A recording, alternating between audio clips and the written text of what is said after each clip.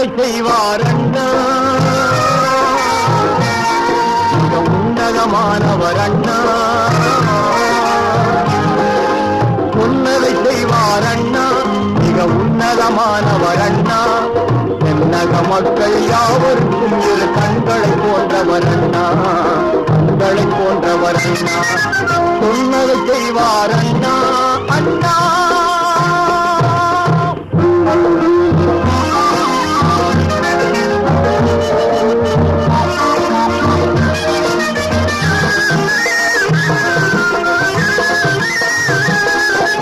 தன்னலம் கருதா வாழ்வில் தனி இன்பம் காண்பவராம், தாயக மக்களை என்றும் தம் உயிராய் மதிப்பவராம்.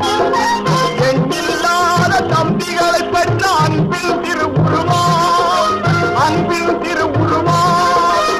ஏற்ற தாழ்வை எதிர்த்து நிற்கும் அறிஞர் பெருந்தகையாம், அறிஞர் பெருந்தகையாம். சொன்னதை செய்வார் அண்ணா அண்ணா.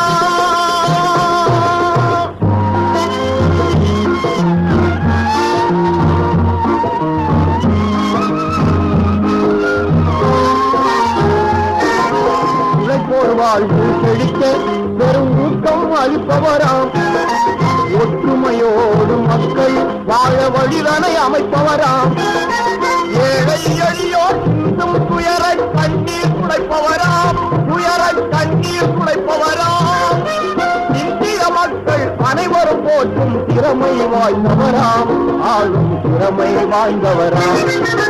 சொன்னதை செய்வார் அண்ணா அண்ணா.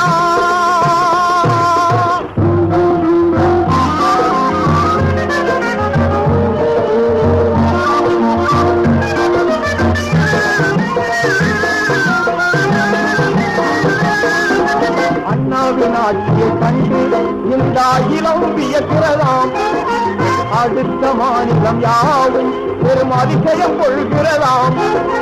பண்பும் அன்பும் நிலையாய் பெற்ற பைந்தமிழ் காவலராம், பைந்தமிழ் காவலராம்.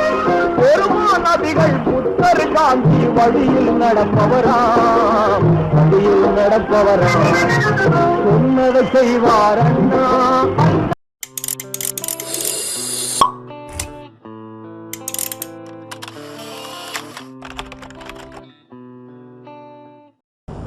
மற்ற கட்சியினரை போல எங்களில் யாராவது ஒருவருடைய குடும்பத்திற்கு சொத்து சேர்ப்பதற்காக தரப்படவில்லை. இந்த பணம் மக்களிடம் சென்று மக்களுடைய வாக்குகளை பெற்று அவர்களுடைய ஆதரவையும் நல்ல எண்ணத்தையும் பரிசாக பெற்று அண்ணாவுடைய கொள்கையை உண்மையிலேயே நாட்டில் நிறைவேற்றி செய்வதற்காக நாங்கள் எடுத்துக்கொண்ட முயற்சிக்கு ஆதரவு செய்வதன் விளைவாகத்தான் இந்த இடம் நீங்கள் வறுமைக்கிடையிலும் சோதனைக்கிடையிலும் துன்பத்திற்கிடையிலும் தொல்லைகளுக்கிடையிலும் அதி உடை ஜெயில் வழக்கு என்பதற்கிடையிலும் கொஞ்சம் கூட நெஞ்சம் துவளாமல் அஞ்சாமல் நீங்கள் தலைமையின்றி இந்த காரியத்தை செய்து காட்டியிருக்கின்றீர்கள். நான் வரும் வழியிலும் இங்கேயும் உங்களையெல்லாம் சந்திக்கும் பொழுது நான் புது உற்சாகத்தை பெறுகின்றேன். நான் சில நாட்கள் வெளியூரிலே இருந்து பணியாற்றிய பிறகு அங்கிருந்த காலநிலைக்கும் இங்கிருக்கின்ற காலநிலைக்கும் ஒத்துழையாத காரணத்தால் ஒரு அளவுக்கு உடலும் பாதிக்கப்பட்டிருந்தாலும் மலர்ந்த இந்த முகத்தை துணையுள்ள நெஞ்சத்தை துடிப்பையும் ஆபத்தை கண்டு உண்மையிலே என் நோய் பறந்து போய்விட்டது என்பதை நான் மெத்த மகிழ்ச்சியோடு சென்று கடமைப்பட்டிருக்கின்றேன். கல்வியை தருகின்ற நேரத்தில் உங்கள் கல்வியில் உள்ள வலிமையை நான் கணக்கிட்டு பார்க்கின்றேன். இந்த கை இன்னொரு முதுகலை பெற்றால் எப்படி இருக்கும் என்பதை நான் எண்ணிப்பார்க்கின்றேன். இருந்தாலும் நீங்கள் கட்டுப்பாடு இருப்பது உண்மையிலே நான் உங்களுக்கு மாற்றுக் கடமைப்பட்டிருக்கின்றேன். தொண்டர்களின்றி மனிதத்தில் இப்படி கண்டுகொள்வது எதிர்காலத்தில் அண்ணாவின் தம்பிகளாக நீங்கள் வாழ்ந்து வளர்ந்து உருவெடுத்து புகழ்பெற்று எத்தனையோ நன்மைகளை இந்த நாட்டுக்கு செய்ய அனைவருக்கு பல சிறந்து இருக்கின்றீர்கள் என்பது அந்த நிலைமைகள், அந்த அமைப்பு கோவைகள் எனக்கு தெள்ள தெளிவாக எடுத்துக்காட்டியிருக்கின்றது. அண்ணாவர்கள் இருக்கும்போது சொன்னோம், எளியை தாக்கும் போது சொன்னோம், நாம் அடிபடும் போது சொன்னோம், பேச்சாவைக்கு அழைக்கப்பட்டு போய் சொன்னோம், தாக்கு உயிரிழப்பு ஆபத்து ஏற்படும் போதே சொன்னோம், அண்ணாவின் பதவியை பார்த்து சொன்னோம், இப்படை தோற்று எப்படை வெல்லும் என்று அங்கு கேட்கிறோம். அண்ணா சொன்னார்கள் எப்படி? அதையும் நான் சொல்லக்கூடிய வகையில் இந்த இடம் நீங்கள் இப்படை தோற்கும் எப்படி வெல்லும் என்ற கேள்வி முன்னால் வைத்து மாற்றார்களுக்கு உண்மையை புகட்டுகின்ற வகையில் தவறான பாதைகளை சென்றாலும் அவர்களை குறித்து வைத்து அழைத்துச் செல்கின்ற அளவிற்கு உங்களுடைய பக்குவத்தாலும் நல்ல மனத்தாலும் நல்ல செயலாலும் நல்ல சொல்லாலும் நீங்கள் செயல்படுகின்ற விதத்தை எண்ணி நான் உண்மையிலேயே பெருமைப்படுகின்றேன். இங்கே பேசிய நண்பர்களை மோகந்தன் சொன்னார்கள், ஏதேதோ இங்கே அதிமுக கழகத்தை பற்றி குறை கூறியதாக சொன்னார்கள். வேறு என்ன சொல்லுவார்கள்? மதமாடையா போடுவார்கள், கல்லை வேண்டுமானாலும் போடுவார்கள், தவிர நல்ல சொல்லை கூட போட மாட்டார்கள். ஏனெனில் ஆத்திரப்படுகின்ற அளவிற்கு அவர் வந்திருக்கின்றார்கள் என்பதுதான் அடையாளம். அண்ணா அவர் என்ன சொன்னார்கள்? ஏற்கட்சிக்காக பார்த்து பேச்சுக்கு பேச்சு, கருத்துக்கு கருத்து, எழுத்துக்கு எழுத்து, கொள்கைக்கு கொள்கை மோதலுக்கு பார்ப்போம், வழிவழியா என்றுதான் அமரர் அண்ணா அவர்கள் கேட்டார்கள். எதிர்கட்சிக்காக தவறான வழியில் சொல்லும்போது அவர் கேட்ட கேள்வியிலே நாம் இங்கேயும் கேட்க வேண்டியிருக்கிறது என்றால், அந்த இடம் ஆட்சி கட்சிக்கு வர வேண்டியிருந்த அண்ணாவினுடைய திமுக இந்த இடம் ஆட்சியில் இருந்த பிறகும், ஆட்சிக்கு வந்த பிறகும், மக்கள் ஆதரவை பெற்ற பிறகும், நம்பிக்கை பெற்றிருந்த அந்த திமுக கழகம் இந்த இடம் மக்களுடைய நம்பிக்கையை இழந்துவிட்டது என்று கூறலாம் என்பதை நாம் மறந்துவிடக் கூடாது. பலவீனமான ஒருவன்தான் தாக்குதலுக்கு இறங்குவார். பலவீனமான ஒருவனிடமிருந்துதான் கொச்சை வார்த்தைகள் வெளிவரும். பலவீனமான ஒருவனிடமிருந்துதான் சுயநல வேட்கைகள் வெளியே வரும். எனக்கு வேலை செய்ய முடியவில்லை, எனக்கு நடக்க முடியவில்லை, நான் படித்த பரிசையாக இருக்கிறேன் என்று ஒருவன் கைவானால் அவன் வேலையை எதிர்பார்த்தான், ஐயோ என்னுடைய குழந்தைகளுக்கு நான் சொத்து சேர்த்து வைக்கிறேன், நாளைக்கு என்ன செய்கிறது? வேலை செய்ய தொழிலாளர் எந்த கவலைக்க மாட்டான். வேலை இங்கே இருக்கு, எங்கே எனக்கு வேலை, நான் வேலை செய்து சம்பாதிக்கிறேன், என் குடும்பத்தை காப்பாற்றுறேன் என்று சொல்லுவான். ஆனால் வேலை செய்ய முடியாமல் இருக்கின்ற ஒருவன், தன்னை பலவீனமாக ஆட்சிக் கொள்ள முடியாமல் இருக்கின்ற ஒருவன் தான் பார்த்து ஆச்சரியப்படுவான். ஐயோ வேலை செய்யறானே, ஐயோ அவன் நல்லா சம்பாதிக்கிறானே, ஐயோ அவன் நல்லா நடக்கிறானே, ஐயோ ரெண்டே தானே, நமக்கு ஒரு அடியாக மூக்கு வாங்குது, ஒரு வார்த்தை பேசுறது செய்கிறது. இப்படிலாம் யார் கவலைப்படுவார்கள்? இந்த சக்தியெல்லாம் வேண்டுவதுதான் ஆச்சரியப்படுவார்கள். நல்லா சாப்பிட்டு உழைப்பு சாப்பிடுவதற்கு ஜீரணமாகும், உழைக்காம சாப்பிடுவதற்கு அஜீர்ணமாகும். அவன் செய்வான், அதற்காக நல்லா சாப்பிடுறாங்க, இவருக்கு டாக்டர் சொல்லுவார் இது சாப்பிடாது. சொத்து இருக்கும், திறன் இருக்கும், பணம் இருக்கும், பரிசு இருக்கும், ஆனால் சாப்பிட முடியாது. சாதம் எதிராக இருக்கும், ஒரே சட்டையை சாப்பிடாது உடம்புக்கு காசு சொல்றாரு. தொழிலாளி பார்த்து சொல்லுவா, இன்னும் நல்லா சாப்பிடப்பாங்க, உடம்புதான் சாப்பிடு. அந்த பணக்காரருக்கு என்ன தோணும்? ஐயோ பணம் இருக்கு, ஆள் இருக்கு, தமிழுக்காக இருக்காங்க, சாப்பாட்டுக்கு எல்லாம் இருக்கு, அதை சாப்பிட முடியுது, கோபம் பயமா வராதான். அது மாதிரிதான் திமுக நண்பர்களுக்கு கோபம் வருவது நம்மை பார்த்து. மக்கள் இந்த கூறி ஆந்திராவில் இருக்கிற தொழிலை சந்தித்து, நல்லவர்களை சந்தித்து, கட்சிவேறுபாடியான நாடு நலமாக இருக்க வேண்டும் என்று கருதுகின்றவர்களை பார்த்து, வெங்காபுரங்களை தலைமையிலே நாராயணசாமி போன்ற மற்ற நண்பர்கள் அங்கிருந்து மதிப்பு சேர்ந்தவர்கள் இருந்து 2057 ரூபாய் தருகிறார்கள் என்றால் அவர் கோபமா வராது.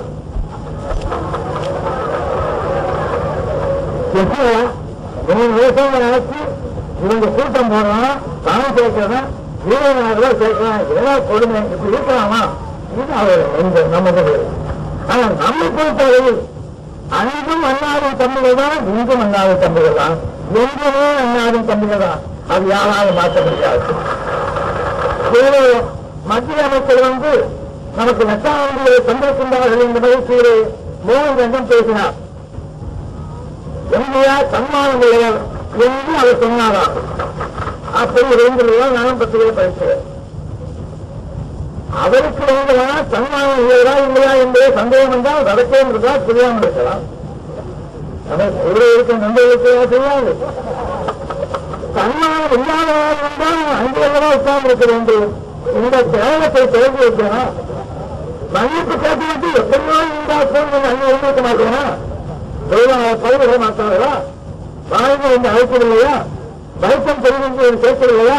சரி, வைத்தமே தெரிவிக்க வேண்டாம், வந்து சேர்ந்து என்று சொல்லவில்லையா? இப்போது கூட நண்பர்கள் என்னிடம் சந்திக்கவில்லையா? கட்சியை உண்டாக்குகிறேன் என்று இல்லை என்று சொல்ல முடியுமா? வீடு அனுப்பவில்லையா? ராமச்சந்திரனை பார்த்து எப்படியாவது கட்சியை ஏன் உண்டாக்குகிறேன் என்று என்னிடம் வீடு அனுப்பவில்லையா? இல்லை என்று சொல்லப் போகிறார்களா? எனக்கு ஆதாரம் இருக்கிறது. நான் எழுதியிருக்க என் கட்சியில் அதை நிரூபித்தால் முடியும். யாராவது இன்னும் சொன்னார்கள் என்பது ஏன் கொஞ்சம் சன்மானம் சிந்தனை அங்கு போய் சேர்ந்திருக்கேன். என்னையும் நான் விலை பேசியிருக்கிறான். ஆனால் அண்ணா திமுக நான் தொடங்கியது மானத்தை காப்பாற்றிக் கொள்வதற்காக. யாருடைய மானத்தை, எந்திரான செல்வனின் மானத்தை அல்ல, அண்ணாவின் மானத்தை காப்பதற்காக அண்ணா திமுக தொடங்கப்பட்டிருக்கிறது. மக்களுக்கு அண்ணாவை தந்த வாக்குறுதியை காப்பாற்றுவதற்காக அண்ணா திமுக தொடங்கப்பட்டிருக்கிறது. அண்ணாவுக்கு அண்ணா கொள்கைகள் இருக்கின்றது, என்னென்ன சக்திகள் இருக்கின்றது, எவ்வளவு மக்கள் தெரிவித்துக் கொண்டாரோ அவைகளை நாம் நிறைவேற்றுவதற்காக அண்ணா திமுக தொடங்கி இருக்கிறதே தவிர எனக்காகவோ, முன்பாளர்களுக்காகவோ, நாராயணசாமிக்காகவோ, எஸ்பி சபைகளுக்காகவோ, நாராயணத்திற்காகவோ அல்லது மேலே நண்பர்களுக்காகவோ, மூலத்திற்காகவோ அல்ல இந்த கட்சி தொடங்கப்பட்டது. உங்களுக்காக உங்களுக்கு உள்ள கோடிக்கணக்கான தமிழ்நாட்டு மக்களுக்காக 2,60,60,000 வாக்குகள் தந்தார்கள். திண்டுக்கல்லில் அண்ணா திமுக தோன்றிய 6 மாதத்திற்குள் அதை நம்பிக்கையை செய்வதற்காக அந்த மக்களுடைய நன்மையை பாதுகாப்பதற்காக, இல்லாமையை போக்குவதற்காக, அவருக்கு வாழவைப்பதற்காக அண்ணா திமுக தோற்றுவிக்கப்பட்டது. அந்த அண்ணா திமுக தேவையை போட்டி போட வேண்டும் நிலை ஏற்படும், நிச்சயமாக ஏற்படும். அந்த போட்டியிலே யார் வெற்றி கம்பத்தில் முதலில் போய் பெறுகிறார்கள், வெற்றி கம்பத்தில் யார் வெற்றி பெறுகிறார்கள் என்பதே நமக்கு சந்தேகமில்லை. எனக்கு சொந்தமான சந்தேகம் என்பது அது இந்த 9 ஆண்டு காலத்தில் நிச்சயமாக கிடையாது. அந்த நம்பிக்கையை நான் அகந்தையோடு சொல்லவில்லை, தவக்கணத்தோடு சொல்லவில்லை, விரும்பாப்போடு சொல்லவில்லை, உங்கள் ஏமாற்ற வேண்டும் என்று சொல்லவில்லை. நான் உண்மையை சொல்லுகிறேன். நான் மக்களை சந்தித்து அனுபவத்தில் சொல்லுகின்றேன். என்னுடைய 39 அரசியல் வாழ்க்கையில் நான் செய்து கொண்டதை சொல்லுகின்றேன். அண்ணா திமுக எப்போது தேர்தல் தமிழகத்தில் இருந்தாலும் அடுத்த பொதுத் தேர்தல் எங்கு வருகிறது, ஓட்டுகள் எண்ணி பார்த்து முடிவெடுக்கும் போது நிச்சயமாக அங்கே அண்ணா திமுக தமிழகத்தில் ஆட்சி செலுத்தும் என்பதை நான் உங்களுக்கு சொல்லுகின்றேன். தமிழக மக்களுடைய வாக்குகள் அண்ணா திமுக பெற்று ஆட்சி செலுத்தும். எனக்கு தோணுகிறோம் இன்று தமிழகத்தில் ஆட்சியிற்கு அவசரகால சட்டம் இருக்கு. எந்திராமத்தின் இப்படி சொல்லலாமா? இது சட்டத்தை தப்பு இல்லையா கேட்கிறான். நான் என்ன சொல்றேன், ஆட்சியில் இருக்கின்ற கல்வி கட்சியினர் தேர்தல் சேர்ப்பது நியாயம் என்றால் அவங்களாம் பார்த்திருக்காங்க. அவர்களே தேர்தல் சேர்ப்பது நியாயம் என்றால் ஆட்சிக்காக காத்திருக்கின்ற யாரும் ஒப்படைக்க வேண்டும் என்று மக்கள் காத்திருக்கின்றார்கள்.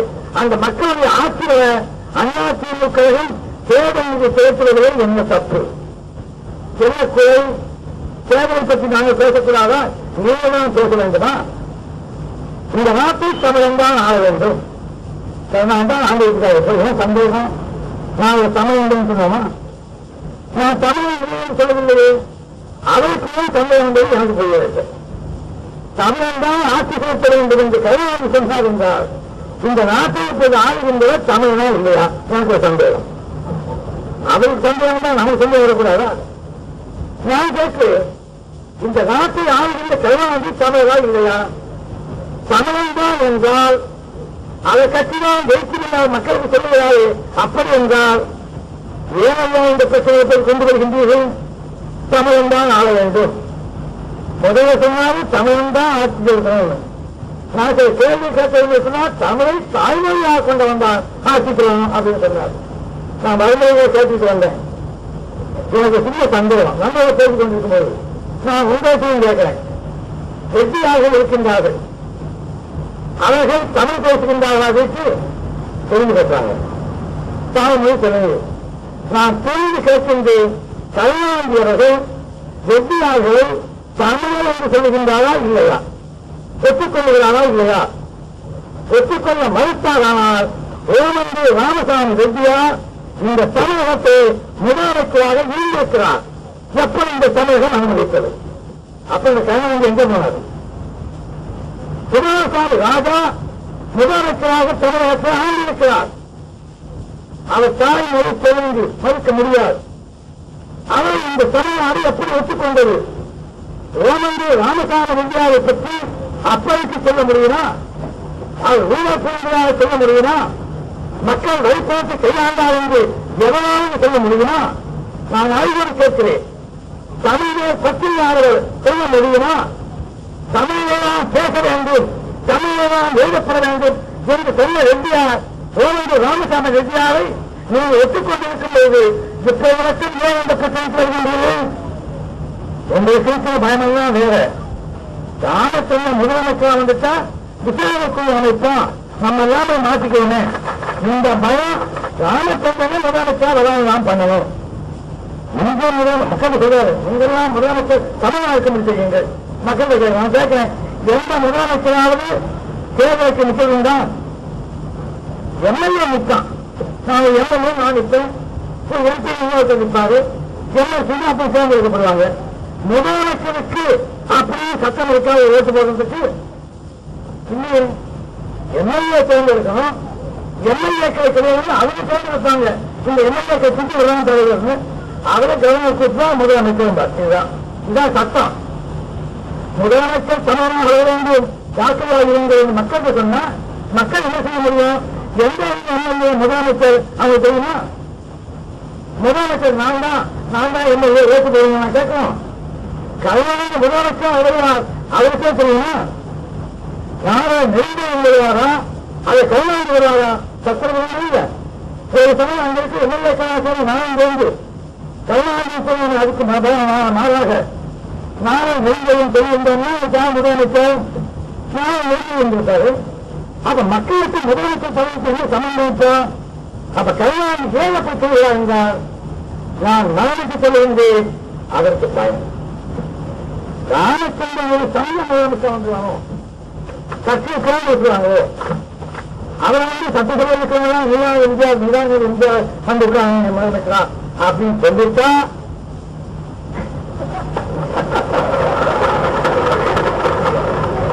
எங்க விசாரணைக்கு அமைச்சு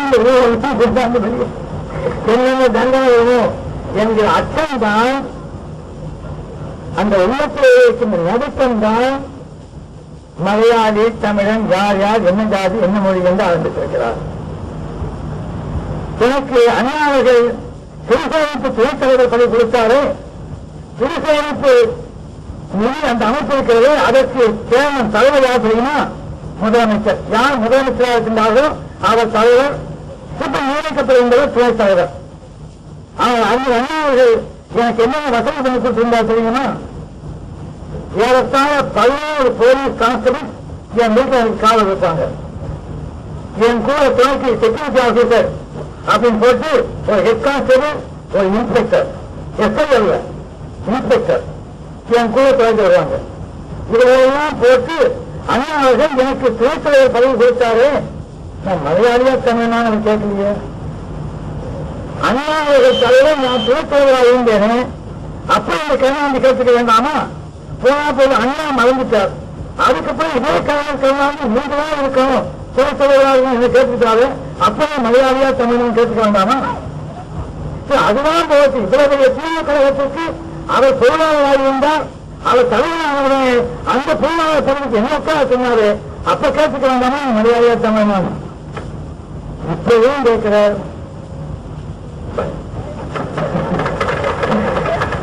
ஆனால் ஒன்று சொல்லுகின்றேன், நான் முதலமைச்சராக வந்தாலும் சரி வராவிட்டாலும் சரி, அதிமுக மாற்றிக்கு வந்தால் யார் யார் மக்கள் பணத்தை கொள்ளையிட்டிருக்கிறார்களோ, யார் யார் மக்கள் வழிபாட்டிலிருந்து பங்களாக்கள் கட்டி பஸ்கள் வாங்கி சொந்தக்காரருக்கெல்லாம் குடும்பத்தை தாக்கியிருக்கின்றார்களோ, அவர் அத்தனை பேரும் கூடியவன் உண்டாக வேண்டும் என்பதை மற்றும் நான் இங்கே அண்ணாவின் மீது ஆணையிட்டுக் கொள்கின்றேன். அண்ணாவின் மீது ஆணையிட்டுக் கொள்கின்றேன். அண்ணா திமுக கழகம் ஆட்சிக்கு வந்தால் ஊழல்களை அம்பலப்படுத்தும்.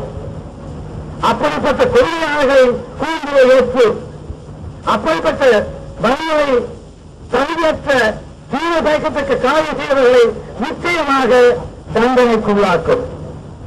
இதை நாங்கள் விட்டுக் கொடுக்கவே முடியாது. இது அண்ணாவின் கொள்கை மீது உள்ள மானப்பட்டறை.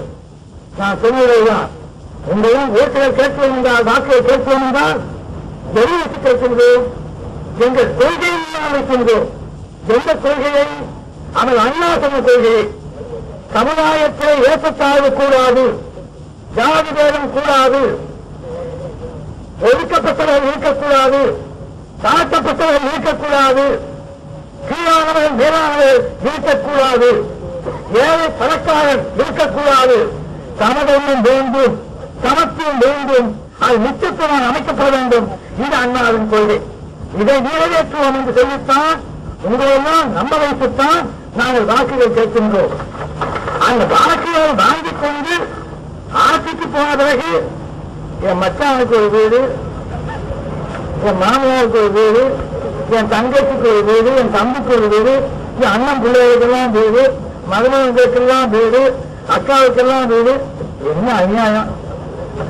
சம்பாதிக்க போறீங்களா இல்ல தியாகம் பண்ண போறீங்களா? இந்த கேள்வி மக்கள் கேட்கக்கூடாதா? இது என்ன தவறு? ஓட்டு போடுவதற்கு மக்கள் உரிமை இருக்கு. ஓட்டு போட்டது மட்டுமல்ல, வரியும் கொடுக்க உரிமை இருக்கு.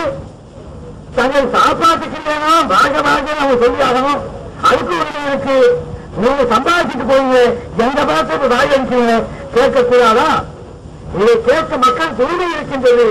அதை கேட்பாக எப்போது 71 அண்ணா பெயரை சொல்லி பயன்படுத்தி வாக்குகள் கேட்டோம். மக்கள் நம்பினார்கள். ஆனால் வரப்போகின்ற நாளில் அவர்கள் சட்டசபை சொல்றாங்க 2 மாசத்துல தேர்தல் வரும், ஒருத்தர் சொல்றால் சீக்கிரம் தேர்தல் வரும். இவர்களுக்கெல்லாம் நான் சொல்வது என்னவென்றால், நீங்களே சட்டசபையில் பேச வேண்டியது, அமைச்சராக பேச வேண்டியது தேர்தல் வரும் என்று. தேர்தல் வரும் என்று சொல்வதால் நாங்கள் சொல்கிறோம், தேர்தல் வந்தால் நாங்கள் மக்கள் ஆதரவோடு பெரும்பாலான இடத்தை கைப்பற்றுவோம். எந்த அரசியல் கட்சிகள் நம்மோடு சேர்கிறது நமக்கு அக்கறை இல்லை. நாம் ஒதுக்கி சொல்லப் போவதில்லை, வேண்டாம் என்று சொல்லப் போவதில்லை. நீங்கள் ஒதுங்கி போவீர்கள், மற்ற கட்சியை நான் சொல்லப் போவதில்லை. நம்மோடு நமது கொள்கையோடு இணைந்து நமது கொள்கை வேதத்திற்கு ஆதரவு தருகின்றவர்கள் ஏற்றுக்கொள்கின்ற கொஞ்ச அளவிற்காவது இருந்தால், நம்மை எண்ணத்தோடு ஒன்றுமல்லாதனால், நம்மை சுயமரியாதையை விட்டுக் கொடுக்காமல், தன்மானத்தை விட்டுக் கொடுக்காமல், எங்களுக்கு தேவையான பெரும்பாலான இடத்தை நாங்கள் பெறுவதற்கு வேண்டிய வாய்ப்பை வைத்துக் கொண்டு, அதன் பிறகுதான் அந்த தோழமை கட்சி அலையன்ஸ் சொல்கிறாரே கூட்டணி, அதற்கு கூட அண்ணா திமுக ஒப்புதல் தரும் என்பதை இந்த நேரத்தில் நான் எல்லா அரசியல் கட்சிகளுக்கும் தெளிவுபடுத்த விரும்புகின்றேன். மக்கள் ஆதரித்தால் நாங்கள் ஆட்சிக்கு செல்வோம். மக்கள் எங்களை ஆதரிக்கவில்லை என்றால் கவலையில்லை, நாங்கள் காத்திருப்போம். 52, 57 இந்த நாட்டில் எது நடந்தது தெரியாதா? 57 அண்ணாவின் திமுக கழகத்திற்கு 15 இடங்கள்தான். 1962 ஆண்டில் அண்ணாவுடைய தோற்றார் காஞ்சிபுரத்தில் இன்னும் 50 இடங்கள் திமுக கழகத்திற்கு, அண்ணாவுடைய திமுக கழகத்திற்கு. அண்ணாவின் பேரால், அண்ணாவை நம்பி மற்ற தோழமை கட்சிகளுடைய துணையோடு 1967 134 இடங்களை அண்ணாவின் திமுக கைப்பற்றியது. அண்ணா மறைந்த பிறகு நாட்டிலேயே இந்த நிலைமை. அண்ணா மரணமடையும் போது நம்பிக்கை நாட்டிற்கு சென்றிருந்தார். மக்களுக்கு சொல்லியிருந்தார்கள், நான் இதை செய்தேன், இப்படியெல்லாம் மனம் காத்திருக்கின்றேன், எந்த ஆட்சியை லஞ்சம் கிடையாது, ஊழல் கிடையாது, யாருக்குமே தகுதி கிடையாது. அண்ணாவை சொல்லியிருந்தார்கள். அதை மக்கள் நம்பியிருந்தார்கள். 1971 ஆண்டில் ஏறத்தாழ 183 இடங்களை அண்ணாவை திமுக தந்தார்கள். அதற்கு பிறகு நடந்ததெல்லாம் உங்களுக்கு தெரியும். ஆகவே அண்ணா திமுக பொறுத்தவரையில் இங்கே இருக்கின்ற நண்பர்களுக்கெல்லாம் சொல்லுகின்றேன், கருணாநிதி திமுக நண்பர்களுக்கும் அன்போடு மரியாதையோடு பண்போடு சொல்லுகின்றேன். அண்ணா திமுக பண்பை விலை பேசாது, சுயமரியாதை விலை பேசாது, யாருக்கும் விட்டுக் கொடுக்காது, தலைவராது. அண்ணாவின் கொடி நிறைவேற்றுவதற்காக பெரும்பான்மை இடத்திற்கு அண்ணா திமுக நிச்சயமாக போட்டியிடும், அதை விட்டுக் கொடுக்காது. யாரோ நினைக்கிறார்கள் அண்ணா திமுக ஏமாந்துவிடும், பேசுகிறார்களாம், அங்கே சொல்லிக் கொள்கிறார்களாம், அண்ணா திமுக ஏமாந்துவிடும், மத்தகத்தை கற்றுக் கொண்டு கொள்கிறார்கள். நாங்கள் இந்நிலையில் ஏழைகளாக இருக்க தயாராக இல்லை. ஏழைகளாக இருந்து மக்களை ஏற்றிவிட்டு நாங்கள் வெளியே காத்து வந்து கொள்கையை காப்பாற்ற மாட்டீர்களா என்று கெஞ்சக்கூடிய நிலைமையில் அண்ணா திமுக நிச்சயமாக இராது. ஒன்று ஆட்சிக்கு போக வேண்டும் என்று மக்கள் கட்டளையிட்டால் சொல்லுவோம். இல்லை எதிர்கட்சியாகி என்று நீங்கள் சொன்னீர்களானால் அதோடு திருப்தியா என்று எங்கள் பணி இப்போது செய்வது தொடர்ந்து செய்வோம். ஆனால் தமிழகம் ஒரு முடிவுக்கு வந்துவிட்டது. எந்த சூழ்நிலையிலும் எந்த காலத்திலும் எதை கொண்டு முன்வைத்தாலும் எப்படி ஏமாற்றினாலும் பணத்தைக் கொண்டோ பதவியைக் கொண்டோ பணத்தைக் கொண்டோ ஜாதியைக் கொண்டோ எதை கொண்டு அவன் ஏமாற்றிவிட்டாலும் அந்த மக்கள் சமுதாயம் எண்ணத்தை நிறைவேற்றி வைக்க முடிவெடுத்திருக்கிறது. அது வருகின்ற பொதுத் தேர்தலில் தமிழகத்தில் அதிமுக கழகம் ஆட்சி செய்ய வேண்டும் என்று தமிழகம் ஏனைய தமிழக ஊழல் அத்தனையும் ஒரே முடிவாக முடிவு செய்துவிட்டது செய்தி உங்களுக்கு நான் சொல்லித்தர விரும்புகின்றேன். அந்த முடிவை எப்போது காணப்போகிறோம், காத்திருப்போம். ஆனால் காத்திருப்போம் என்பதற்காக ஊமைகளாக, சோம்பேறிகளாக, உணர்ச்சியற்றவர்களாக, உணர்வை மறந்தவர்களாக நாம் இருக்க தயாராயில்லை. உண்மையாளர்களாக இருக்கின்ற நாம், உழைக்கின்றவர்களாக இருக்கின்ற நாம் ஊமைகளாக இருக்க மாட்டோம், அடிவேதிகளாக இருக்க மாட்டோம், அடிமைகளாக வாழவே மாட்டோம். உணர்ச்சியோடு முழுவதும் நம்முடைய நினைப்பை எண்ணமாக்கி, எண்ணத்தை சொற்களாக்கி, சொற்களை செயலாக்கி, செயலை திட்டங்களாக்கி, திட்டங்களை அமல்படுத்தி இந்த அரசாக்கி நாம் இந்த கடனை செய்தாக வேண்டும் என்பதற்காக உழைத்துக் கொண்டே இருப்போம். அதற்கு அடையாளம்தான் தேர்தல் நிதியாக இன்றையம் 20,157 ரூபாய்கள் இன்றைய நீங்கள் தந்திருக்கின்றீர்கள். பின்னால் வாக்குகள் தர இருக்கின்றீர்கள். அந்த வாக்குக்கு அச்சாரமாக இன்றைய பணத்தை தந்திருக்கின்றீர்கள். இந்த கொள்கைக்கு இந்த பணம் சாதாரணமாக ஆங்கிலத்தில் சொல்வார்கள் அட்வான்ஸ், அது ஒரு வகை.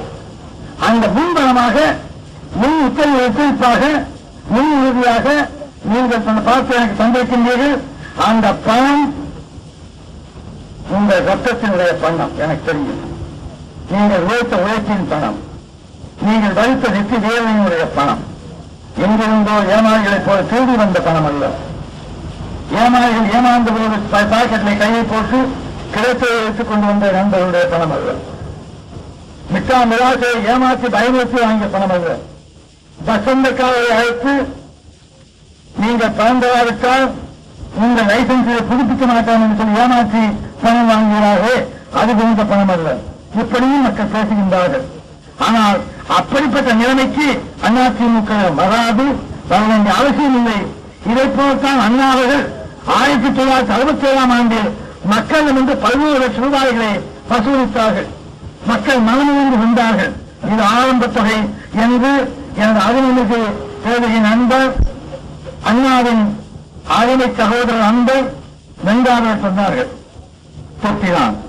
நான் உங்களுக்கெல்லாம் சொல்லுவேன், இந்த பணத்தை சேர்த்து தரும்போது இங்கே வந்திருக்கிறவர்கள் வராமல் இருப்பவர்களே மனத்தையும் சேர்த்து தந்துவிடுங்கள்.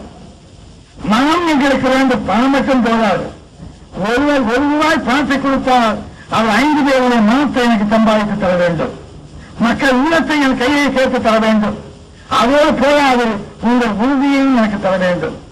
அண்ணாவின் திமுக கழகத்தை என்று முன்பா சொன்னோனே அதனுடைய பிரதிபிம்பமான அண்ணா திமுக கழகத்தை ஆட்சியிலே உட்கார வைப்போம் என்று மக்கள் முடிவெடுத்துவிட்டார்கள். தொண்டர்களாகிய தோழர்களாகிய நீங்கள் அந்த காரியத்தை நிறைவேற்றுவோம் என்ற உறுதி அண்ணாவின் மீது தந்தாக வேண்டும். அதை கேட்பதற்கு இந்த கூட்டத்தை நான் பயன்படுத்திக் கொள்கின்றேன். இன்னும் 2 கூட்டங்கள் இருப்பதால் 11 மணிக்குள் பேச வேண்டும் ஒரு சட்டத்தையும் கொண்டு வந்திருப்பதால் ஏன் கொண்டாங்க தெரியுமா? நம்ம 2 மணிக்கு வரோம், 4 மணிக்கு வரோம், 8 மணிக்கு வரோம். காலையில சாயந்தரம் 5 மணிக்கு பொறுப்பு கழகம் விளம்பரம் வரும். காலையில 5 மணிக்கு நான் வந்து சேருவேன். மக்கள் காத்திருப்பார்கள். அது கூடாது என்று தடுப்பதற்காகத்தான் இந்த சட்டம் வந்திருக்கிறது. 11 மணிக்குள் பேசு, விஷயத்தை சொல்லக்கூடாது, நேரம் இருக்காது, பொதுமக்களுடைய ஆர்வம் கெட்டு போகணும். 11 மணிக்குள்ள கேட்க வேணும், சரியா கேட்க முடியாமல் திரும்பி போகணும். ஏனென்றால் ஒரு கூட்டம் போட்டால் 1 கூட்டம் நடைபெறுகிறது. நமக்கு தான் இல்லாமல் இல்லை. வழியை கொடியேற்றிருந்தார்கள். மீற முடியுமா? தொண்டர்களை நாம் வணங்குகிறவர்கள், தொண்டர்களை மதிக்கின்ற கட்சி அதிமுக கழகம். தொண்டர்கள் தான் ஒரு கட்சியுடைய ஜீவனாடி என்பதை உணர்ந்திருக்கின்ற இடம் அதிமுக கழகம். தொண்டர்கள் தான் நாளைக்கு இந்த கட்சியை வலுவாக்குவதும் அதை வலிமைப்படுத்தும் கட்சி படுத்துவர்கள். இதை நாங்கள் உணர்ந்திருக்கின்றோம். நாங்கள் தலைவர்கள், நாங்கள் சொன்னால் தொண்டர்கள் கேட்க வேண்டும். அது இந்த கட்சியிலே இல்லை. தொண்டர்கள் என்ன அதை நாங்கள் செயலாக்க வேண்டும். அதுதான் இந்த கட்சியிலே இருக்கின்றது. ஆகவேதான் சொல்லுகின்றேன், அந்த தொண்டர்களை நாங்கள் மதிக்கின்ற நேரத்தில், உங்கள் தொண்டுலத்தை நாங்கள் போற்றுகின்ற நேரத்தில் உங்களுக்கெல்லாம் நல்ல எண்ணத்தை தருகின்ற சூழ்நிலையை உருவாக்க அவர்கள் முயற்சிக்க வேண்டாமல் தடுப்பதுதான் 11 மணிக்குள்ள 10 மணிக்குள்ள கூட்டத்தை முடித்துக் கொள்ள வேண்டும் என்று சொல்லி இருக்கின்ற சட்டம். ஆகவே நான் மீண்டும் தேர்தல் காலத்தில் என்று வைத்துக் கொள்ளாதீர்கள். திரும்ப வருவேன். நான் வந்த வராமல் செய்தியோட போயிட்டேன். 71 தேர்தல் தெரியும் எனக்கு. நேரம் இல்லை. தாரசுந்தரத்துக்காக நம்ம தொண்டருக்காக ஓட்டு கேட்டேன். இப்ப அவங்கதான் நமக்கு நம்ம வேட்டையாள பார்க்கறாங்கன்னு தெரியுது. என்ன செய்வது? காலம் மாற்றம், மனமாற்றம் வேண்டும். காத்திருப்போம், பரவாயில்லை. இன்று கூட ஏறத்தாழ 50 பேருக்கு மேல் எனது தோட்டத்துக்கு வந்து பலாக்காடு மாவட்டத்திலிருந்து சண்டிகர் காங்கிரஸை சேர்ந்தவர்களும் கருணாநிதி கட்சியை சேர்ந்தவர்களும் அதிமுக கட்சியில் உறுப்பினரானார்கள். பெரிய தலைவர்களான சேர்ந்தார்கள். அதுபோல மாணவர்கள் வருகின்றார்கள். இதுபோல் வரலாம். நம்மை பொறுத்தவரையில் அண்ணாவின் கொள்கையை ஏற்றுக்கொள்கின்றவர், செயல்பட விரும்புகின்றவர் யாராயிருந்தால் அதிமுக வரலாம். நமக்கு ஆட்சேபம் இல்லை. ஆனால் தொண்டர்களே, என் உடன்பிறப்புகளே, எச்சரிக்கையாயிருங்கள். யாருக்கு வேண்டும் என்றாலும் இடம் கொடுக்கலாம்.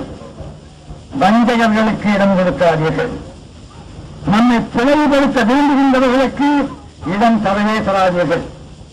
உங்களை பற்றி உங்களிடம் பொய் சொல்லி ஏமாற்றுகளை சொல்லி உங்களை விரோதிகளாக நினைக்கக்கூடிய குற்றங்களை சொல்லுகின்றார்களே, சொல்ல வந்தவர்களை முதலிலே நீ யார் கட்சி என்று கேளுங்கள். நான் அதிமுக என்று சொன்னால் இல்லை இல்லை, நீ கருணாநிதி கட்சியினுடைய தேவார் 5ஆம் படை, தயவுசெய்து வெளியே போய் என்று சொல்லுங்கள். நம்மிடையே பிளவுகளை ஏற்படுத்துவதற்கு எவன் இந்த காரியத்தை பயன்படுத்துகின்றானோ அவன் அதிமுக உறுப்பினர் அல்ல என்பதை நான் இங்கே திட்டவட்டமாக சொல்லுகின்றேன். உண்மையிலேயே என்னை பற்றி எஸ்.டி. சோமசுந்தரம் போய் துணை சொல்லுவாங்க வைத்துக் கொள்ளுங்கள். வேறு யாராவது சொன்ன சந்தேகப்படுவாங்க. சொல்றேன், எஸ்.டி. சோமசுந்தரத்தின் அக்கறை இருந்தால் நான் அதை பற்றி ஏனாக பேசும்போதோ குறை கூறும் போதோ அந்த நண்பன் என்ன செய்ய வேண்டும்? எஸ்.டி. சோமசுந்தரத்தின் அன்புள்ளவனாக இருந்தால் என்னை கேட்க வேண்டும். என்ன நீங்க இப்ப சொல்லலாமா? எப்படி நியாயம்? இதை கேட்க வேண்டும். இதை என்னை கேட்காமல் நான் சொல்வதாக அவர்கள் சொன்னால் நாங்கள் இருவரும் நட்புகளோடு நட்பினர்களாக இருக்கக்கூடாது என்ற எண்ணம் அவன் உள்ளத்தில் இருக்கிறது என்று பொருள். நான் சும்மா இருப்போமா? என் கூட தொழிலை பற்றி யாராவது கேள்வி பேச, ஏன் அப்படி பேச கேட்க மாட்டோம். நான் போய் உடனே அவர்கிட்ட போய் பத்தினா உங்களை பற்றி சொன்னாரு. அண்ணா அவர்கள் வந்தார். இதற்காகத்தான் சொல்லுவேன். வந்து அண்ணா உங்களை பற்றி இப்ப கேவலமா பேசிவிட்டார்கள், எனக்கு ஆச்சரியம் வருது, சொல்லுங்க, கட்டளையிட்டால் எது வேண்டுமானால் செய்கிறேன் அப்படின்னு சொன்னார். அண்ணா சொன்னாரு, உண்மையிலேயே அவங்களுக்கு என்னை பற்றி சொன்ன ஆத்திரம் இருந்தா ஏதாவது செய்திருக்கவே வந்திருப்பாங்க. இங்க வந்து எங்கிட்ட சொல்லும்போது நான் ஒன்றும் செய்யாதேன்னு சொல்லுவேன், தெரிஞ்சே வந்து கேட்கலாம். ஆகவே அவனை நம்பக்கூடாது. இவனை பிரிப்பவன், நம்மை பிளவுபடுத்துகிறவன், நம்ம கட்சியை பலவீனப்படுத்துகிறவன் ஆகையால் வெளியேற்றப்பட வேண்டியவன் என்று அவர் அண்ணாவர் சொன்னார்கள். அதேதான் உங்களுக்கு சொல்லுகின்றேன். நம்மை பற்றி நமக்குள் என்ன பிரச்சனை இருந்தாலும் நேரடியாக பேசியாக வேண்டும், நேரடியாக பேச வேண்டும். நீ என்ன தவறு செய்கிறாய், நீ குடிக்கின்றாய், கொள்கை விடுகின்றாய், கொள்கை விட்டவர்களோடு பேசிக் கொண்டிருக்கின்றாய், உலகுகிறாய், அது தவறு என்று நேருக்கு நேர் கேட்க வேண்டுமே தவிர இன்னும் சொல்லுவது என்பது நிச்சயமாக பலவீனம், கட்சியில் அக்கறை இல்லை என்று ஆகவே அனுமதிக்கக்கூடாது. இதை வேறு தேவையா? இது பொதுக்கூட்டம். இது உங்களுக்கு சொல்லுவதன் வாயிலாக மக்களுக்கும் சொல்லிக் கொள்ள விரும்புகின்றேன். மக்களிடம் முன்பு யாரை பற்றி குறை சொன்னாலும், அவர்களாகவே சொன்னாலும் மற்றவர்களாக சொன்னாலும் அந்த கட்சியை கேட்க வேண்டும். நீ நண்பனாக இருந்தேன் என்று சொல்லுகின்றாயே, நீ என்ன செய்தாய், நீ எப்படி பொறுத்துக் கொண்டிருந்தாய்? இதே கேள்வி இன்னும் கேட்க வேண்டும் என்று ஆசைப்பட்டேன். இன்னும் கேட்க மறுத்தார்கள், கேட்கவில்லை. நானாக சொன்னேன். நான் அண்ணாவினுடைய திமுக இருந்தபோது அண்ணாவின் கொள்கை நிறைவேறும் என்று 1976-77 ஆண்டு எங்கள் முழு வளர்ச்சியும் பயன்படுத்தி இரவு பகல் ஊழலாக சுற்றி மக்களை ஓட்டு கேட்டேன். மக்கள் நம்பி ஓட்டு போட்டார்கள். ஆனால் அதற்கு பிறகு 77 ஆண்டு பிறகு என்னென்ன நடந்தது என்பது உங்களுக்கு தெரியும். ஓராண்டு காலத்தில் நடந்த அக்கிரமங்களை என்னால் பொறுத்துக் கொள்ள முடியவில்லை. என்னால் முடிந்தவரை வெளியே வந்து சொல்லாமல் உள்ளேயே சண்டை போட்டுக் கொண்டிருந்தேன். உங்களும் சொன்னேனே, இப்போ கடைசி முடிவு என்ன, இனி திருத்த முடியாது என்று நிலை வந்தபோது நான் அவருக்கு எச்சரிக்கை செய்தேன். அச்சுறுத்தல்ல கொண்டு வர வேண்டும் என்பதற்கா மக்கள் அண்ணா சொன்னார். மக்கள் சொல்லுவதுதான் என்னுடைய எண்ணம், என்னுடைய திட்டம்தான் மக்களுடைய நிலைமை என்று சொல்லுகிறேன். அதுபோல நான் சொன்னேன், மக்களுக்கு நான் வாக்குறுதி கொடுத்திருக்கின்றோம். ஆக மக்களும் சொல்லுவேன், நீங்கள் தவறு செய்தால் மக்களும் கொண்டு வந்து வைப்பேன். அதை சொல்லி பொதுக்குழுவை நான் தீர்மானம் கொண்டு வருவேன், விசாரணைக்கு வேண்டும் என்று அதை மறுத்தார்களானால் நான் மக்களும் உங்களிடம் வருவேன். நான் கேட்கிறேன், மக்களும் வாக்கு கேட்பதற்கு நமக்கு உரிமை இருக்கிறது. மக்களும் வாக்கு கேட்டு நம்ம கட்சியை காப்பாற்றுவதற்கு நமக்கு கடமை இருக்கின்றது. மக்களை ஆட்சியை சொல்லி உட்கார வையுங்கள் என்று மக்களும் சொல்வதற்கு நமக்கு உரிமை இருக்கிறது. ஆனால் கட்சியில் இருப்பது தவறு செய்தால் மக்களும் சொல்லாதே என்று சொன்னால் இது குடும்பம் அல்ல, இது ஒரு கம்பெனி அல்ல, இது சமுதாயத்தினுடைய இயக்கம், மக்களுடைய சொத்து. ஒரு அரசியல் கட்சி ஒரு சாதாரண கம்பெனி அல்ல. 10 பேர் சேர்ந்து பார்ட்னர்களாக சொந்தக்காராகி ஒரு கம்பெனி ஆரம்பிக்கின்றார்கள் நிர்வாகத்தை. அது போன்றது ஒரு அரசியல் கட்சி. இது ஒரு தத்துவத்தை உள்ளடக்கியது, ஒரு லட்சியத்தை உள்ளடக்கியது, ஒரு குறிக்கோளை உள்ளடக்கியது. அதை நிறைவேற்றுவதாக மக்களுக்கு நம்பிக்கை ஏற்படுத்தி சொத்து சுகம் அத்தனையும் இழந்து, என்னை இழந்து, என் குடும்பத்தை இழந்து, என் வாயுவையும் இழந்து நான் உங்களுக்காக தொண்டு செய்கிறேன் என்று சொல்லி ஒரு காரியத்தை நிறைவேற்றுவதற்காக நம்மை அர்ப்பணிக்கின்ற ஒரு தத்துவ இயக்கமாகும் ஒரு அரசியல் கட்சி. அந்த அரசியல் கட்சியினுடைய தூய்மையில், ஒழுக்கத்தில், ஒழுங்கில் ஏதாவது கலங்கள் ஏற்படுமானால் அது மக்களுக்கு செய்கின்ற துரோகமாகும். யார் ஒருவர் அப்படி நடந்தாலும் அவர் கட்சியை விட்டு வெளியேற்றப்பட வேண்டியவரை தவிர கட்சியை வைத்து பூஜிக்கப்பட வேண்டியவர் அல்ல. ஆனால் என்னை எதற்காக வெளியேற்றினார்கள்? நான் கணக்கு கேட்டேன் என்பதற்காக வெளியேற்றினார்கள். நான் உங்கள் கணக்குகளை சொல்லுங்கள். 1962 ஆண்டு நாம் தேர்தலில் போட்டியிட்டு வந்தோமே, அதற்கு முன்பாக 57 போட்டியில் ஆரம்பித்தோமே. 57 ஆண்டிலிருந்து 71 ஆண்டு வரையில் நமக்கு இருந்த சொத்து என்ன, இப்ப இருக்கும் சொத்து என்ன, அதை எப்படி சம்பாதித்தோம், இந்த கணக்குகளை கொடுங்கள். கேட்கக்கூடாதா? மக்கள் கேட்கிறார்களே, எங்க போனாலும் கேட்கிறாங்க. என்னப்பா சொல்லில்லாதும் ஜெய் வச்சு போட்டுட்டு வர்றாங்க, உங்களுக்கு எங்க வேலைன்னு கேட்டா எந்த வேலையும் தெரியலையே, எங்க சம்பளம் வாங்குறாங்க அதுவும் தெரியலையே, அவன் எங்க லட்சக்கணக்கான சம்பளம் கொண்டாண்டா பணம் கொண்டாண்டா கேட்க மாட்டார்களா? மக்களுடைய தேர்தல் தடுக்கும் போது எதற்காக எடுத்துக்கின்றார்கள்? அவன் மாத மாலை கட்டிக்கிறதுக்கா? குடிசை இல்லாத மக்களுக்கு குடிசையாவது ஏற்படுத்திட்டா, குடிசையிலே இருக்கின்ற மக்களுக்கு ஒரு வீடாவது கட்டிட்டா, அந்த வீட்டிலே இருக்கிறவனுக்கு வருமானத்தை தேடித்தா, உழைக்க சக்தி இருக்கிறது உழைப்பில்லை உழைப்புக்கு வழியை தேடித்தா. இதற்கு நீ சொல்லுகின்ற கொள்கை எனக்கு நம்பிக்கை இருக்கிறது, ஆகவே உன்னை நம்பி ஓட்டு போடுகின்றேன், நீ நிறைவேற்றித்தா, நாங்கள் வழிபடம் தருகின்றோம். இல்லையா சிரமம்? மக்கள் வரியையும் கொடுப்பார்கள், வாக்குகளையும் கொடுப்பார்கள், நம்பிக்கையும் தருவார்கள். ஆனால் வாங்கிட்டு போவோம், சம்பாதிச்சிட்டு இருப்பாங்க. என்ன முடிவு? இதை தடுப்பதற்குத்தான் அண்ணா சொன்னார்கள், ஒவ்வொருவரும் தன்னுடைய குடும்பத்தினுடைய சொத்துக்களை எல்லாம் கணக்கு காட்ட வேண்டும் அல்லவா? நான் என்ன கேட்டேன், பொதுக்குழுவை வையுங்கன்னு கேட்டேன். நீ வெளியே போறான்ட்டாங்க. என்ன கணக்கு கேட்டா உள்ளே இருக்காதுன்னு சொன்னா உன் கணக்கு என்னன்னு சந்தேகம் வராதியா? மடியில கணம் இருந்தா தானே வழியில பயம். மடியில கணம் இல்லாதவனுக்கு வழியில போறது என்னத்துக்கு பயம்? மடியை பிரிச்சு காமிச்சு வேண்டாம். ஏப்பா மடியில் எந்த எடுத்துட்டு போங்க. அப்ப என்னமோ இருக்கு. அவ்வளவுதான். இப்ப அதோடு நிறுத்திக் கொள்கிறேன். சந்தர்ப்பம் என்ன இருந்தது என்பதை நிரூபிக்க நான் முயலுகின்றேன்.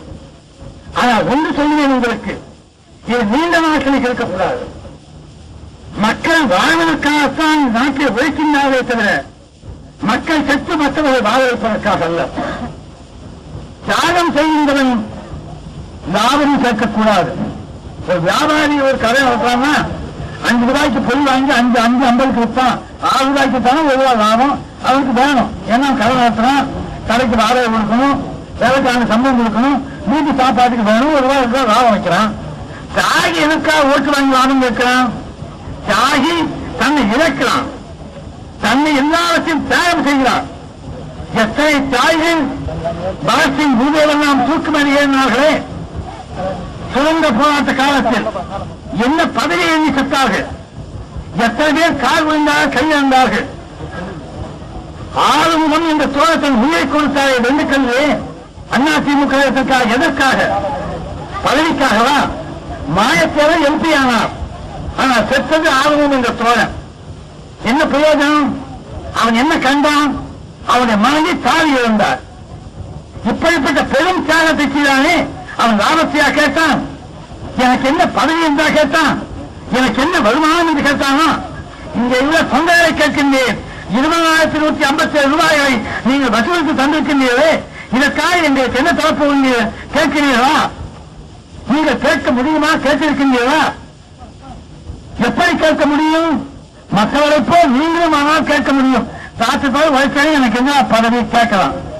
ஆனா எங்கே இருக்கின்றவர் கேட்கின்றார்கள்?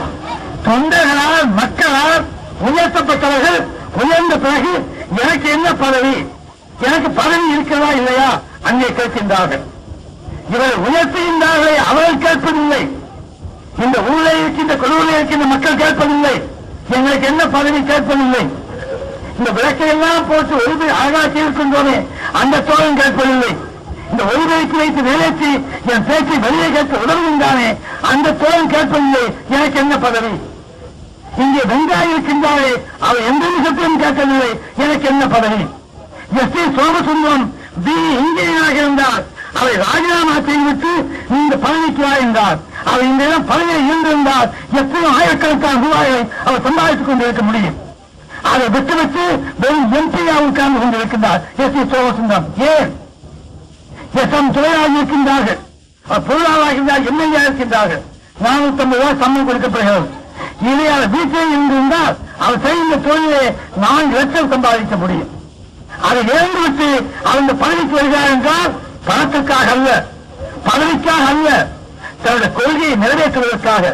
நான் ஒரு மனிதனாகிவிட்டேன், எனக்கு ஒரு கடமை இருக்கின்றது, அந்த கடமை செய்ய நான் என்னை அர்ப்பணித்து விட்டேன். ஆகிய பணத்தையோ பதவியோ பொருளையோ லாபத்தையோ நான் கருத முடியாது. இதுதான் தியாகம். நான் உங்களுக்காக ஜெயிலுக்கு போனேன், எனக்கு முதல் மந்திரி பதவி கிடைக்குமா அப்படின்னு கேட்டா அவன் வியாபாரி, அவன் தியாகி அல்ல. வியாபாரி அவன். இங்க இருந்து 5 ரூபாய்க்கு ஒரு துணியை வாங்கி 8 ரூபாய்க்கு கொஞ்சம் வித்து 3 ரூபாய் லாபம் பார்க்கின்ற ஒரு வியாபாரி தானே தவிர நான் என்ன கொடுத்தேன் நீ என்ன சொல்வாய் என்று கேட்கின்றவன் வியாபாரியை தவிர நான் செய்கின்றேன் தியாகம், நீ அதை எடுத்துக்கொள், பயன்படுத்திக்கொள், எனக்கு எதுவும் வேண்டாம் என்று சொல்லுகின்றவன் தான் தியாகி. அந்த தியாகியாக அவர் அண்ணா வாழ்ந்து செத்தார். சாகும் பொழுது தனக்காக எதுவுமே விட்டு வைக்கவில்லை. கருந்தான் இருந்தது, ஏழையாக இருந்தது. எப்படி இருந்தாலும் திருமாஞ்சவர்கள் 3 லட்சத்தி ரூபாய்கள் வசூலித்து கொடுக்கிறார் என்றால் அண்ணா அவர்கள் என்ன விட்டுவிட்டு போனார்? அதை சிந்தித்து பாருங்கள். இவர் எவ்வளவு கொடுக்கிறார் என்பது கேள்வி அல்ல, எப்படி விட்டுவிட்டு போனார் தன் குடும்பத்தை. பணக்காரராகவா? பணக்காரராக விட்டு வைத்திருந்தால் இப்படி ஏன் பணம் தேட வேண்டும்? கருணாஞ்சவர்களால் பதவியில் இல்லாமல் இருந்திருந்தால் 3 லட்சம் ரூபாய் சேர்த்திருக்க முடியுமா? 10 லட்சம் ரூபாய் சேர்ப்பதற்கு 3 ஆண்டுகள் நாங்கள் சிரமப்பட்டோம். எத்தனை பேர் சிறப்பு கூட்டம் நடத்துவோம்? 1900 நான் சந்தோஷப்படுகிறேன் தவிர ஆத்திரப்படவில்லை. ஆனால் வந்த பணம் 3 லட்சம் தானா? யாருக்கு தெரியும்? அது பின்னால் தெரியும். யார் யார் இனிமேல் குறை சொல்ல போகிறார்களோ, எங்கெங்கு வசூலித்தவர்கள் எவ்வளவு எடுத்துக்கொண்டார்களோ நமக்கு தெரியாது. ஆனாலும் சந்தேகப்படுகிறார்கள் மக்கள் என்று எனக்கு செய்தி வருகிறது. ஆனால் ஒன்று நிச்சயம், அண்ணா அவர்கள் தங்கள் குடும்பத்திற்காக தன் பதவியை பயன்படுத்திக் கொள்ளவில்லை. இந்த நாட்டில் மக்கள் வாழ்வதற்காக உழைத்தார். அந்த உழைப்பை மக்கள் நிச்சயமாக மதித்தார்கள். அதன் விளைவு இந்த இடம் அந்நியாருக்கு பணம் கொடுத்திருக்கிறது எந்த நிலையில் நான் மதித்திருக்கின்றேன். அதோடு ஒன்று சொல்லுவேன், உங்களெல்லாம் வேண்டி கேட்டுக் கொள்வது, எந்த பிரச்சனையானாலும் இனி அடுத்த கூட்டத்துக்கு நான் வரும்போது என்னிடம் கேள்வி கேட்க வேண்டும். நான் சொல்லுவதை மட்டும் நீங்கள் கேட்டுவிட்டு போவதே பயனில்லை. அது என்ன பிரயோஜனம்? உங்க மனசுக்கு சந்தேகம் என்னன்னு எனக்கு தெரிய வேண்டாமா? இதுதான் வெளிநாடுகளில் நடக்கின்ற பழக்கம். அங்கே தேர்தல் கூட்டம் என்றால் ஒரு ஹாலுக்குள்ள போட்டுக்கிறாங்க. பெரிய ஹால்ல ஒருத்தர் பேசுவார், எங்கள் கட்சிக்கு நீங்க ஓட்டு போடுங்க பேசுவார். உடனே அங்க வந்திருக்கின்ற நண்பர்கள் கேள்வி கேட்பாங்க. இன்னென்ன காரியம் இது சரியா இருக்கா? இதை உங்களால் செய்ய முடியுமா? இதை எப்படி செய்வீர்கள்? எப்படி நிறைவேற்றுவீர்கள்? இது எப்படி எல்லாம் அவங்களுடைய சந்தேகத்தை கேள்வியா கேட்பார்கள். இந்த நண்பர் பதில் சொல்லியாகணும். பதில் சொல்ல முடியாமல் போனால் அவர் வெற்றி பெறுவாரா என்ற சந்தேகம். பதில் சொல்லிவிட்டு சென்று அது கேட்டவர்களுக்கு திருப்தியாயிருந்தால் அவர் நிம்மதியோடு செல்வார்கள், வெற்றி பெறுவார். அதுபோல உங்களை எல்லாம் நான் கேட்டுக்கொள்வது, எந்த அரசியல் கட்சியை சேர்ந்தவரானாலும் சரி, எந்த மத நம்பிக்கை உள்ளவரானாலும் சரி, எந்த ஜாதியை சேர்ந்தவரானாலும் சரி, எங்களுக்கு ஜாதி இல்லை என்றாலும் சமுதாயத்தில் இருக்கின்ற காரணத்தால் சொல்லுகின்றேன், வர்ணத்தை ஜாதியை சேர்ந்தவரானாலும் சரி, தயவு செய்து என்னை போன்ற பேச்சாளர்களிடம் கேள்வி கேட்டு சிந்துத்துவத்தில் எழுதி கொடுக்க வேண்டும். சிந்தச்சீட்டில் எழுதி கொடுத்தால் அதை நாங்கள் பாதித்து பதில் சொல்ல முடியும். பேசுவது 1 மணி நேரம் பேசினார், 2 மணி நேரம் பேசினார், மூச்சுடாமல் 3 மணி நேரம் பேசினார், அது பிரயோஜனம் இல்லை. உங்கள் மனதில் இருக்கின்ற சந்தேகங்கள் தீர்த்து வைக்கப்பட 15 நிமிடங்கள் போதுமாக இருந்தது என்றால் அது போதும். நான் பேசுவதை நீங்கள் கேட்டால் போதாது, நீங்கள் கேட்கின்ற கேள்விகளுக்கு நான் பதில் சொல்லியாக வேண்டும். ஆகவே அடுத்த முறை நான் வரும்பொழுது இங்கே இருக்கின்ற எந்த மாற்று கட்சி நண்பரா இருந்தாலும், கழக தோழரா இருந்தாலும், தன சந்தேகங்களை துண்டுச்சீட்டில் எழுதி வைத்துக் கொள்ளுங்கள், அதை அனுப்புங்கள். 1 மணி நேரம் அவர் பேசுவதை விட அந்த 1 மணி நேரம் உங்களுக்கு அவர் பதில் சொல்லட்டும். அது உங்களுக்கும் நல்லது, வருகின்றவருக்கும் நல்லது, இந்த நாட்டுக்கும் நல்லது. சந்தேகங்கள் தீரும், கலக்கங்கள் குறையும், நிம்மதி பெறும்.